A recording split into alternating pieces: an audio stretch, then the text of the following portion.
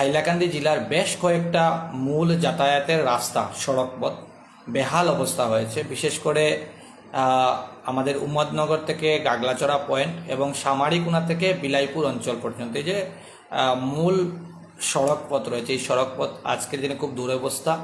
এবং আমাদের দলেশ্বর, যেটা আমাদের ন্যাশনাল হাইওয়ে রয়েছে, দলেশ্বর পয়েন্ট থেকে একদম রামনাথপুর পর্যন্ত এই রাস্তাটাতে অনেক জায়গায় দুরবস্থা, অনেক জায়গায় বড় বড় গর্ত হয়েছে, এটাতেও রিপেয়ারিংয়ের প্রয়োজন আছে। এই তিনটা মূল রাস্তার বিষয়ে আমি মাননীয় মুখ্যমন্ত্রীকে জানিয়েছি, ওনাকে স্মারকপত্র দিয়েছি এবং সঙ্গে সঙ্গে উনি কনসার্ন ডিপার্টমেন্টকে পাঠিয়েছেন। প্রসেসও শুরু হয়ে গেছে। আমরা খুব তাড়াতাড়ি এই রাস্তাগুলোকে মেরামত করতে পারবো এবং সেই প্রক্রিয়াও শুরু হয়ে গেছে।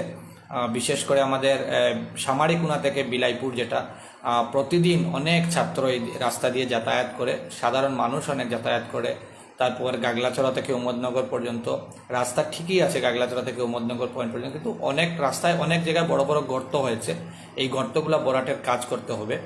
এবং ন্যাশনাল হাইওয়ের অবস্থা আপনারা জানেন, অনেক জায়গায় কিছু জায়গায় তো রাস্তা ভালোই আছে, কিন্তু বেশ কিছু জায়গায় রাস্তার খুব বেশি খারাপ অবস্থা।